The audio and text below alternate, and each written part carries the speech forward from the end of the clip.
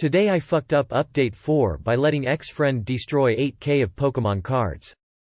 Check posts 1, 2, 3. Title is typo, he stole them.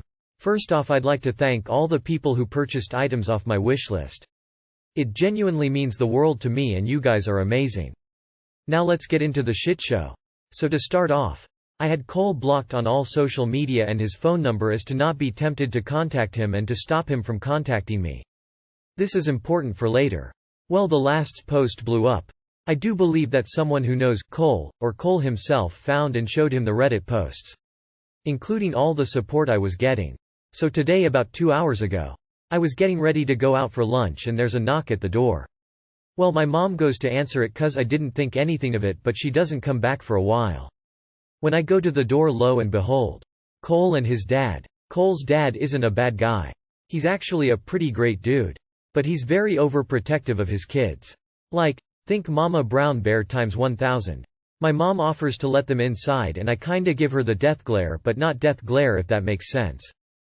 I didn't want them in the house. I wanted this over with as soon as possible because I didn't want it to ruin my day. I ask them what they're here for and his dad starts talking about how his son made a mistake and that he raised a good kid. I didn't like the fact that there was 2 of them and 1 of me. I kinda felt like I was getting tangled up on, and I don't like frontal confrontation because it scares me. His dad's also a big dude. I remember letting him finish and just asking him what this has to do with me. He then told me that they knew I opened a police report and intended to press charges and take his son to court. This is where I believe he found the posts or someone showed him. The only other way is if he was contacted by the police, but I would have gotten a phone call. I told him I do intend to press charges and take him to court. I then went on to explain how his son destroyed a part of my happiness. And how collecting Pokémon cards was a de-stressor. He seemed to get a bit angrier the more I went on, but he stayed quiet. When I was finished speaking, his dad went on a rant about how they were, quote, just some pieces of cardboard, and how I couldn't ruin someone's life over something so materialistic. I start getting very nervous and I could feel an episode coming on, so I kinda nudged behind my mom and gave her a look. At first I don't think she understood the look, but when my hand started shaking a bit she asked them leave. He seemed to get really agitated, but he got up to leave. Before he left a few more choice words which I don't wish to repeat here. That whole time Cole stayed silent and Barley looked at me. I just wanted him to acknowledge me. To just look at me in my face. The more and more this goes on, I feel like I'm taking this too far, but then again this guy stole and destroyed something dear to my heart. I feel for his family because they're not bad people. How they raised such a poss like Cole is beyond me. I understand his dad's point of view, but then again I can't. Well, that's all I got, everyone. Sorry it's not as climatic as the other posts, but I have no other information. I didn't expect this to blow up as it did, and I never expected it to get this much attention. 8 million views. A representative from CNN even reached out. Again, I thank everyone for their support and kindness. Especially www.bowtiegames.com. I urge everyone to check them out. They contacted me and basically gave me a lot of expensive cards for free. As to everyone commenting about whether the story is real or fake, I believe I posted enough to validate my story without doxing me or Cole. If you still believe it's fake, then that's your personal opinion. But death threats aren't cool. Skeptical smiley face. This is the last time I will be addressing that. And those who threaten me in my DMs will be blocked. Edit 1. I will be reporting this encounter to my assigned investigator. However, I don't have any proof this happened other than my mom being a witness. Edit 2. Just learned he had a bunch of friends and throwaway accounts spamming my last post with fake and scammer and downvoting everyone who supported me. Sad face. Check bio if you'd like to check out Amazon wishlist. Super sorry to delete old post, everyone, but it got removed because I edited it again after a minute. Repost. Be careful when you post, bots and trolls downvote everything. Too long, did not read. Was getting ready for lunch, Papa Bear gets confrontational and wants me to drop it. Do not drop this with the police. This kid has to be stopped. Notice his dad didn't come over to apologize or offer to reimburse you for the cards, just wanted you to drop everything. Good for you for sticking to your guns. You should report this encounter with dad to the authorities and look into a restraining order. When you got advice to not have further contact, this was a perfect example of what kind of contact to outright refuse. They knock at the door, you see who they are, you tell them to leave. That's it. If they don't leave, you call the police. You have no obligation to share any information or reasoning with them, the police will handle that. You put your investigation at risk every time there is contact with them, and if there must be contact you must record it. You're hurt and avoid confrontation. That's fine, but you need to toughen up here or you're not going to get justice. They will walk all over you if you let them. Today I fucked up by eating my girl's $1. So I'm not stranger to eating ass. I know the precautions, always staying clean, but hey, people fuck up. My girl and I are a pretty sexually active couple. Before I met her I was always an anal guy, and by exploring I helped her find her love for anal. Now we're just about always careful, cleaning before and after, watching out diets, letting each other know when we aren't feeling well. We are big into toys, so last week I had ordered a big surprise for her that was due Friday. So skip to today, toy comes in and I'm so excited that while we were warming up I decided to go downtown. I tongue her back door deep, like deep. I'm so excited to use out new friend, that I completely forgot she just got over food poisoning. So skip ahead a few hours and I'm throwing up everything and pissing out my ass. I call my friend who's a doctor and she said that is entirely possible, especially because of how soon she just over it. Skip to now, I'm lying on a tile floor covered in vomit, listening to "Every Rose Has Its Thorn," wishing more than Uncle Rico for a time machine.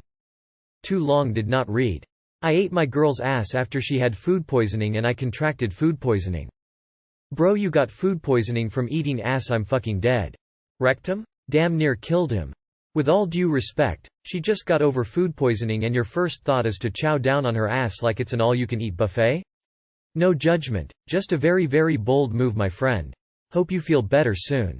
You have a different relationship with your doctor than I do. Love the opening line. So I'm no stranger to eating ass. The Brown Plague. Today I fucked up by crying in front of my little brother about moving. I, 16 male, am moving due to my mom having another kid with her husband. I was visiting the house one last time to pack some stuff up when I started crying in front of my 10-year-old brother. Hard. I've hated every single part of this move since it started. Where I lived was isolated. I had a good excuse not to hang out with friends after school. I had an amazing job that let me customize my entire schedule with a great boss, and not a single coworker I disliked. There were no messed up people in town, compared to the homeless people in the park who've tried giving me alcohol every time I've walked past them at the new place. There was a great church that let me practice my faith the way I wanted to, compared to the one whose pastor told me my autism was caused by a demon, and advised an exorcism. But I cried over it.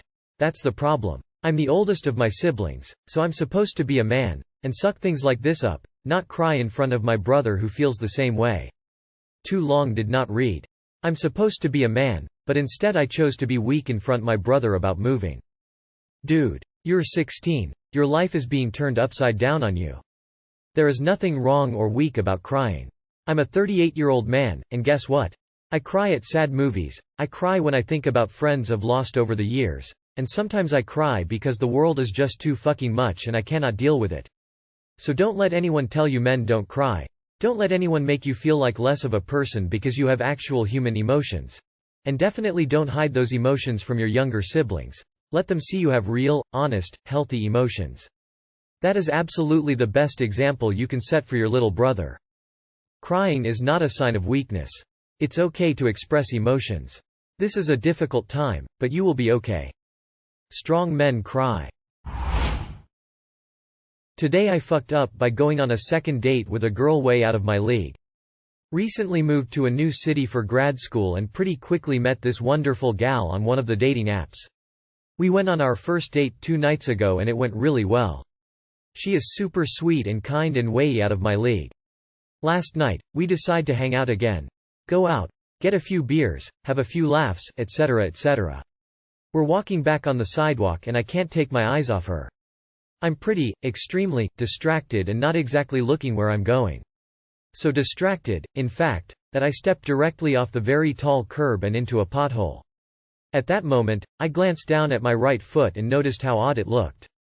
I couldn't quite place what was so wrong about it, until I realized my right foot was now perpendicular to my left foot.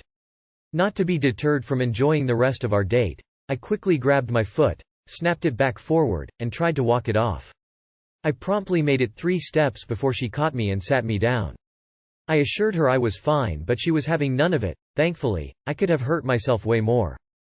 A call to my roommate and a trip to the later. I'm sitting in the waiting room, at about 1 a.m., with my ankle the size of a cantaloupe. The girl, at this point, was entirely justified in leaving and cutting her losses. I'm just a random dude she met on Bumble 48 hours ago. To the contrary, however, she stayed. All freakin' night. Through 2 hours in the waiting room, multiple x-rays, setting my ankle, a CORT scan, a cast, and more. From 1 a.m. to 7 a.m., I had more fun than I thought possible in an emergency room. We cracked jokes, we laughed at the sheer fucking stupidity of the whole night. We made bets on if it was broken or sprained. We called my mom. I really should have been in pain, but I hardly felt a thing. At 7 a.m., we finally get back to my apartment. And instead of leaving, she stuck around for even longer. We took a much-needed nap, she went and got food for us, she got medicine for me, we watched The Boys, she even helped me shower and caught me when I almost fell. Turns out I broke my ankle in 2 different places and get to enjoy surgery next week to put some titanium screws and plates in place. Coincidentally, my graduate school also starts next week. Not sure how I'm going to manage it, especially since I can no longer drive to campus. No basketball for me for a long time either, which really sucks. But I'm managing to stay in good spirits over it. I got to meet an absolutely incredible lady, go on by far the most interesting second date of my life, and now have a phenomenal story for how we met. Maybe if I'm lucky the Nightingale effect will take hold. Too long did not read. Went on a date with a girl way out of my league. Was so distracted by her that I stepped off a massive curb and broke my ankle in 2. Spent all night in the with this girl and now have graduate school starting next week. But at least we have a great story about how we met. Still waiting for the fuck up. Right now you've just explained the part about how lucky you are. If she stayed with you and does not ghost you, then this is not a foo really. FYI, just because you think she is out of your league does not mean she thinks that. Dude, sounds like you got a possible keeper there. This may be the sweetest, most wholesome thing I've seen in a while. I'm rooting for you too. She's a keeper. Wife her. Stop talking down to yourself about how she's out of your league, etc. You'll thank me in the long run when you end up marrying this girl lol.